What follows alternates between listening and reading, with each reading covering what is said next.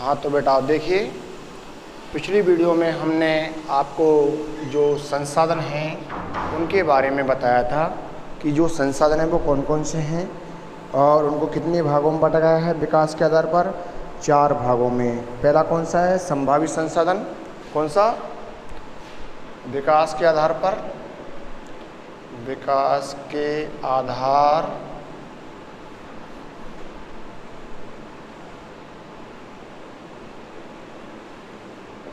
विकास के आधार पर। विकास के आधार पर हमने आपको जो संसाधनों को कितने भागों में बांटा है देखो। पहला कौन सा है? संभावी संसाधन। संभावी संसाधन ये हो गया है। फिर दूसरा हमने आपको संभावी संसाधन के बाद में विकसित संसाधन। विकसित संसाधन। कौन सा संसाधन? विकसित संसाधन। विकसित संसाधन के बाद में भंडार संसाधन।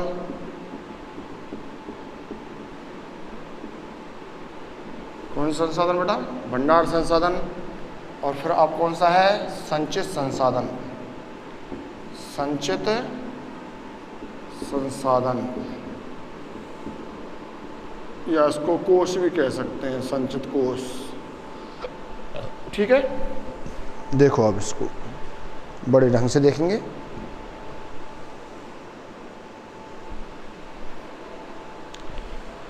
हाँ तो हमने संभावी जो संसाधन है उसके बारे में आपको बता दिया था। किसके बारे में? संभावी संसाधन के बारे में हमने आपको अध्ययन कार्य करा दिया है।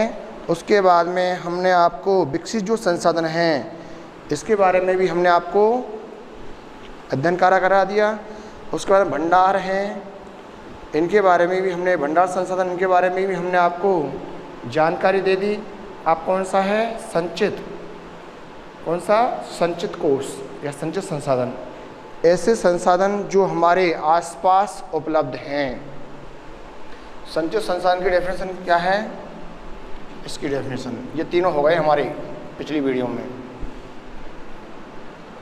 ऐसे संसाधन, ऐसे संसाधन जो हमारे आस पास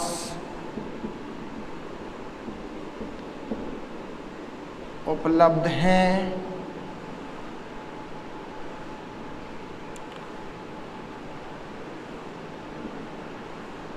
हमारे आसपास क्या है भैया? उपलब्ध हैं। उन्हें प्रयोग में लेने की तकनीकी, उन्हें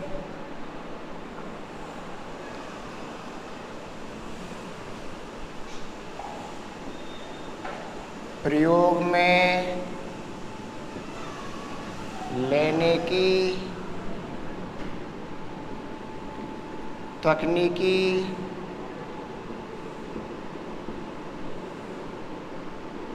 उन्हें प्रयोग में लेने की तकनीकी भी हमारे पास है। तकनीकी भी हमारे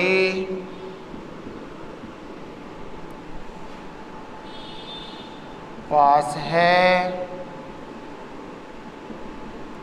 उन्हें प्रयोग में लेने की तकनीकी भी हमारे पास है, परंतु फिर भी उनका बड़ी मात्रा में प्रयोग नहीं हो पा रहा है। परंतु फिर भी उनका बड़ी मात्रा में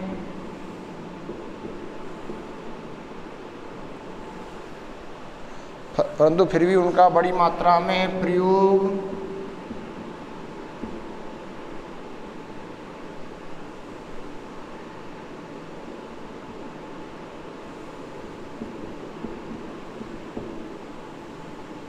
प्रयोग नहीं हो पा रहा है।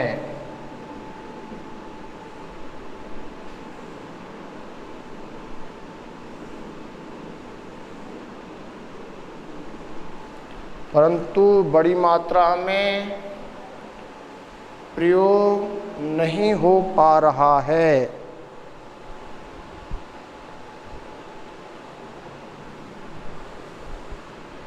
जैसे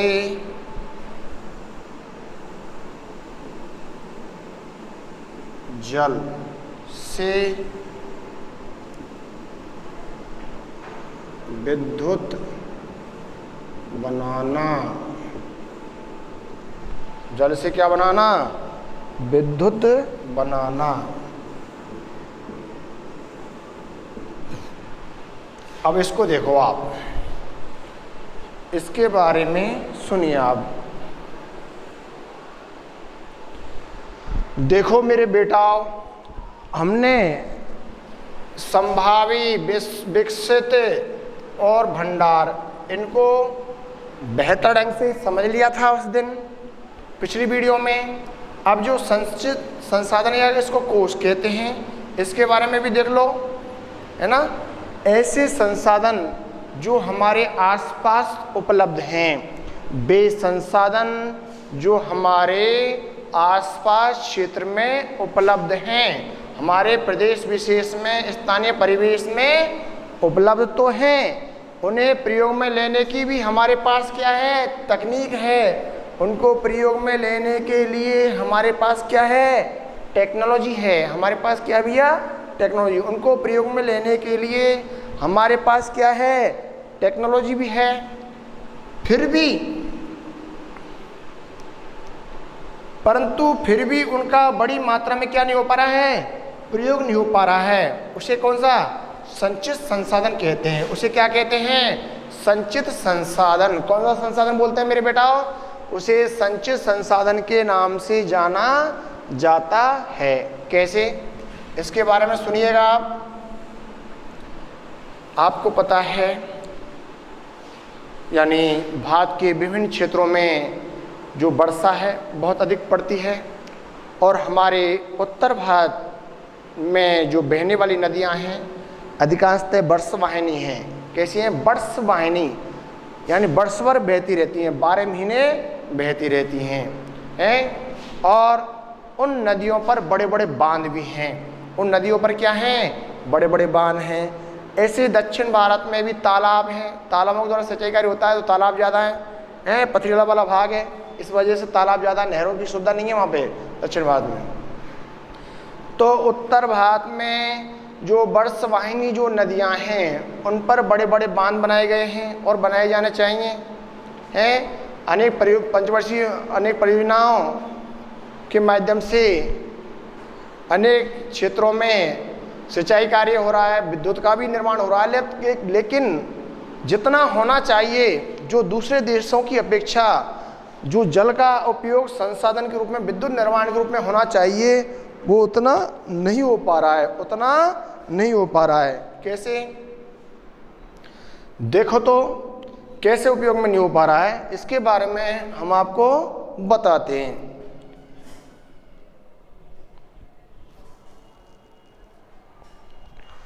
आप सभी को मालूम होगा कि यानी जो जल है, इसका अगर हम प्रयोग नहीं करेंगे, उपयोग नहीं लेंगे, तो ये बह करके सागर, महासागरों में, खाड़ियों में चला जाता है। इस कारण से आप जहाँ पर भी सुविधा बनती है वहाँ पर बड़े बड़े बांध बना दो।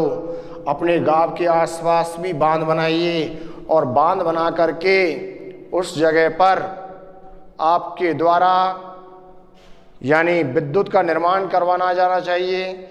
सिंचाई कार्यों में उसका उपयोग लिया जाना चाहिए।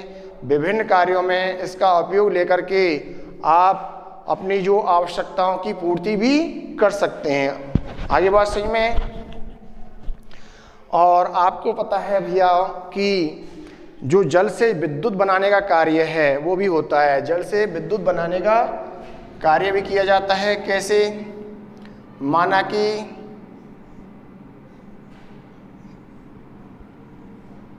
ये पहाड़ी पर्वतीय वाला भाग है, इससे नदी बह के आ रही है, कोई क्या है, नदी बह के आ रही है।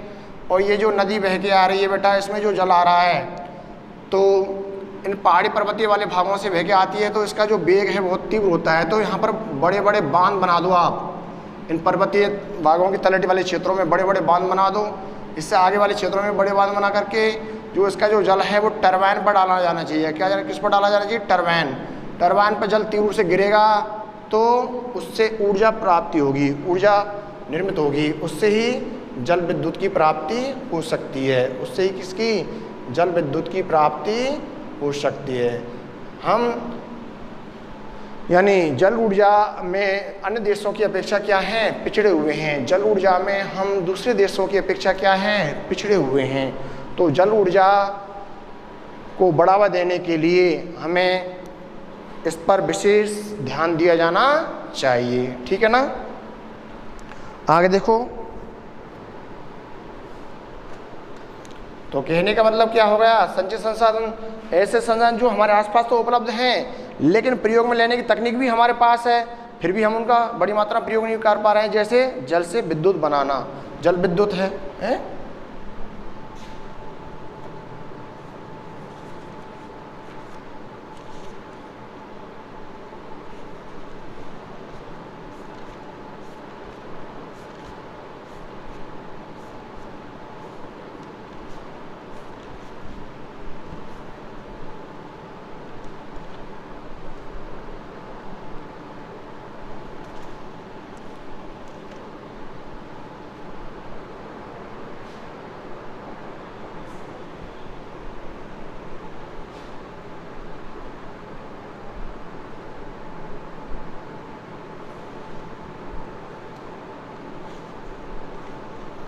अब देखो आप, संसाधनों का विकास, किसका विकास भैया? संसाधनों का जो विकास है उसके बारे में हम अध्ययन कार्य करेंगे।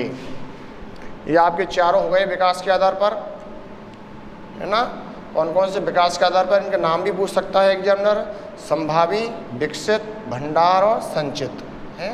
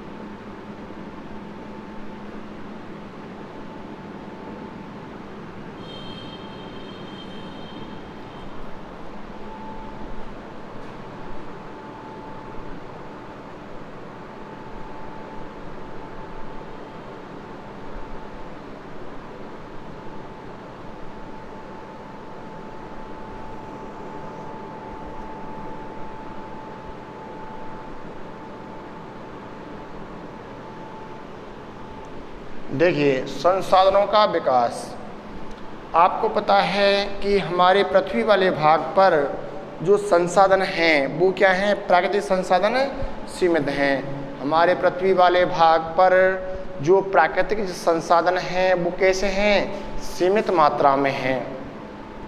पृथ्वी वाले भाग पर, संपूर्ण पृथ्वी वाले भाग पर जो संसाधन हैं वो सीमित मात्रा में हैं, और सीमित मात्रा में होने की वजह से यानी उनका उपयोग एक बेहतर तरीक़ा से होना चाहिए। लेकिन लोग जो प्राकृतिक संसाधन हैं उनका अत्यधिक मात्रा में क्या कर रहे हैं, दुरुपयोग कर रहे हैं। अत्यधिक मात्रा में क्या कर रहे हैं भैया, दुरुपयोग कर रहे हैं। और अत्यधिक मात्रा में दुरुपयोग करने की वजह से ये संसाधन, जो प्राकृतिक संसाधन हैं, जो प्रकृति प्रदत्त हैं, वो इस पृथ्वी से धीरे धीरे क्या हो रहे हैं, समाप्त होने के, लुप्त होने के कगार पर हैं। इस कारण से हमें संसाधनों का विकास किया जाना चाहिए। इसके जो अन्य विकल्प हैं, प्राकृतिक संसाधनों के जो अन्य दूसरे विकल्प हैं, यानी प्राकृतिक जो संसाधन है ये मुख्यतः तो यानी अधिकतर परंपरागत के अंदर आ रहे हैं, तो ये समाप्त होने के कगार पे हैं। तो इनका दूसरा विकल्प तराशना चाहिए, जैसे गैर परंपरागत हैं, जैसे सौर ऊर्जा है, पवन ऊर्जा है। जैसा विद्युत निर्माण के लिए आप उपयोग कर रहे हैं तो सौर ऊर्जा का उपयोग करिए, पवन ऊर्जा का उपयोग करिए, आप भूतापी ऊर्जा का उपयोग आप इस कार्यों में कर सकते हैं।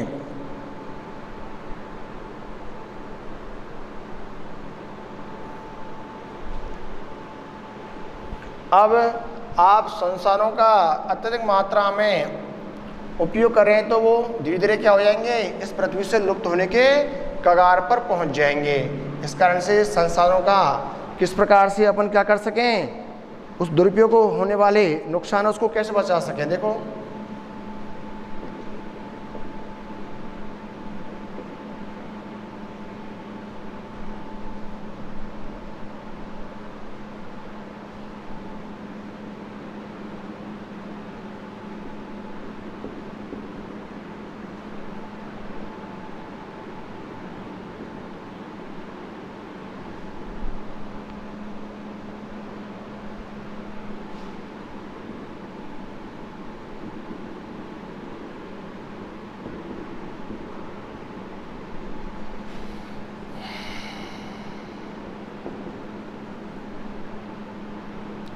संसाधनों के दुरुपयोग से होने वाले नुकसान। अब संसाधनों के दुरुपयोग से होने वाले जो नुकसान है वो क्या है, पर्यावरण के लिए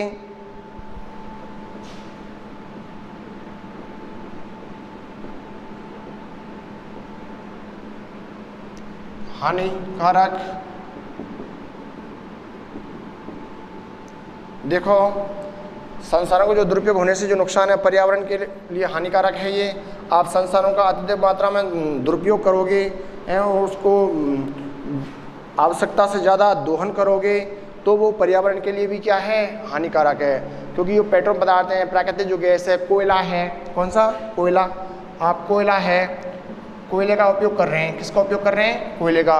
और कोयले का इतना अधिक मात्रा में उपयोग कर रहे हैं कि जिससे जो प्राकृतिक पर्यावरण है वो भी क्या हो रहा है, दूषित हो रहा है। ऐसे ही यानी पेट्रोलियम पदार्थ हैं, प्राकृतिक गैस है, इसका आप अत्यधिक मात्रा में क्या कर रहे हैं, दुरुपयोग कर रहे हैं। तो उससे पर्यावरण को क्या पहुंचती है, हानि होती है। पर्यावरण को क्या होती है, हानि।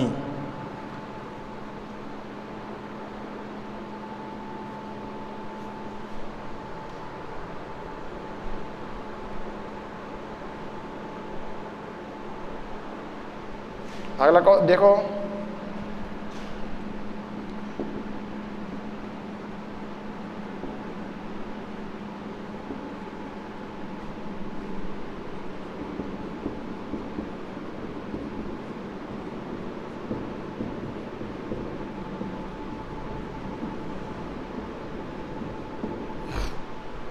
संसाधनों के अत्यधिक प्रयोग करने से सामाजिक विभाजन में वृद्धि हो रही है। संसाधनों के अत्यधिक प्रयोग करने से सामाजिक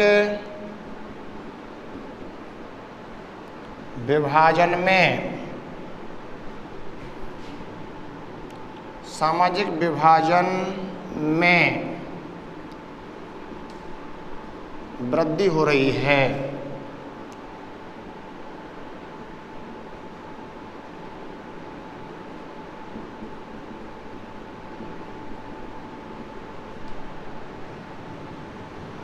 देखो बेटा, आपको पता है संसाधनों का हम लोग अत्यधिक मात्रा में क्या कर रहे हैं, प्रयोग कर रहे हैं। संसाधनों का आप और हम लोग अत्यधिक मात्रा में क्या कर रहे हैं, प्रयोग कर रहे हैं। और आप और हम लोग संसाधनों का अत्यधिक मात्रा में प्रयोग करने की वजह से, जो संसाधनों का आप और हम लोग अत्यधिक मात्रा में प्रयोग करने से, यानी जो सामाजिक विभाजन में भी क्या हो रही है, वृद्धि हो रही है। गरीब व्यक्ति गरीब होता जा रहा है, अमीर व्यक्ति और भी अमीर होता जा रहा है। देखो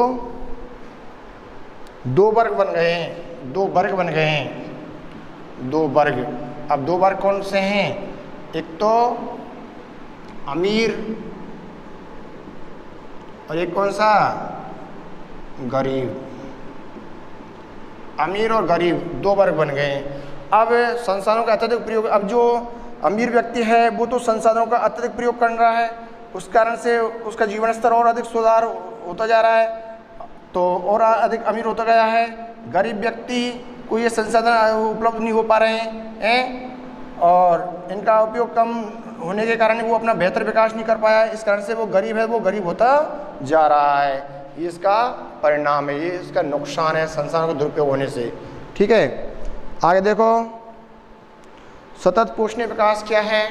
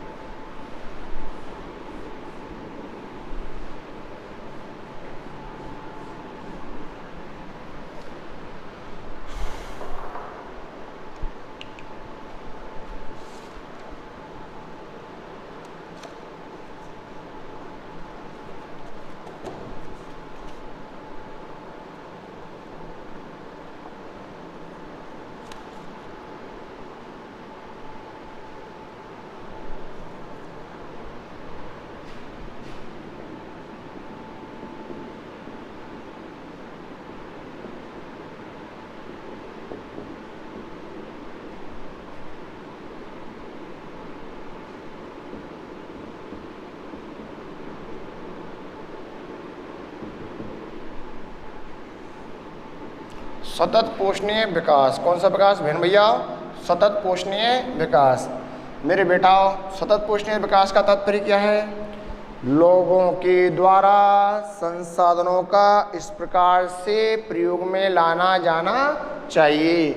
लोगों के द्वारा संसाधनों का इस प्रकार से उपयोग में लाया जाना चाहिए जिससे कि संसाधन आगे आने वाली पीढ़ी के लिए क्या रह सकें? सुरक्षित रह सकें। उसे क्या कहते हैं? सतत पोषणीय।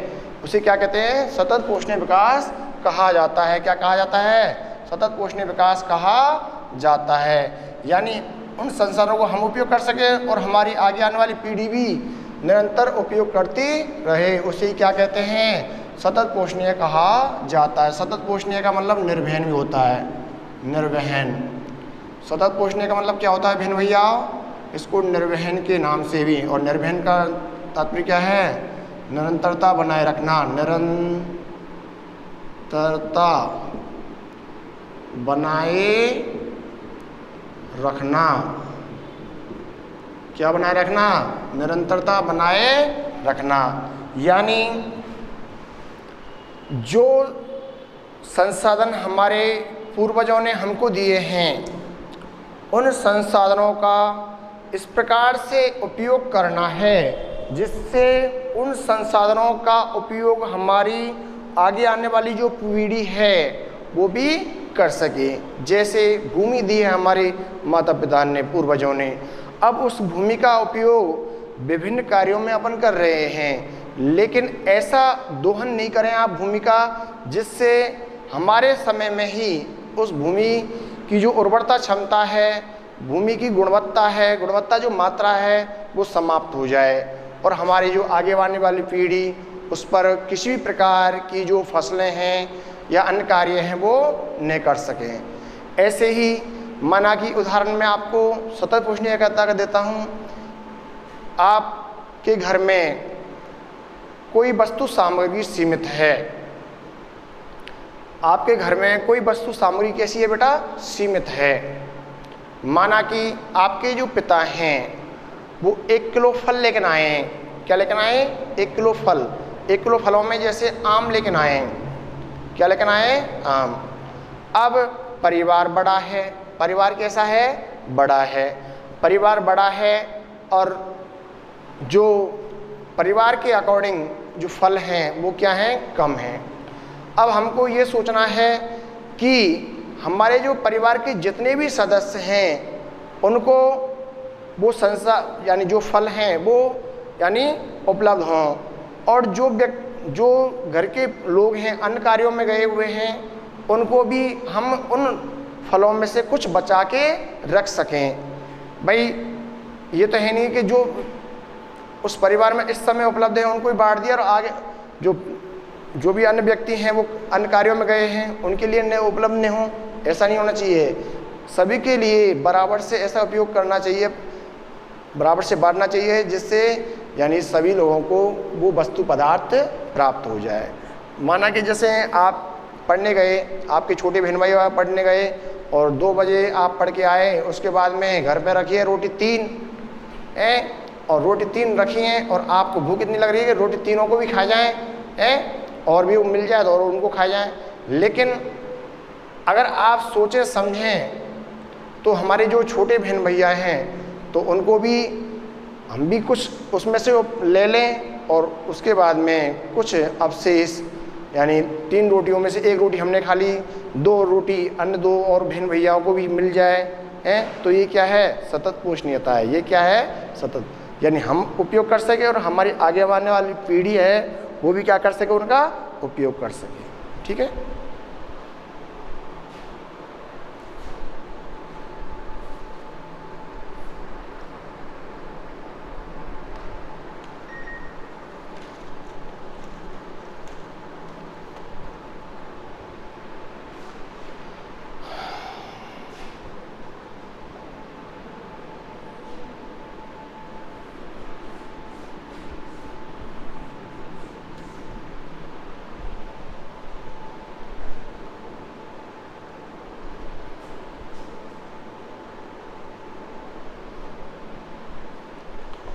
तो बेटा आज के लिए ये टॉपिक यहीं समाप्त होता है।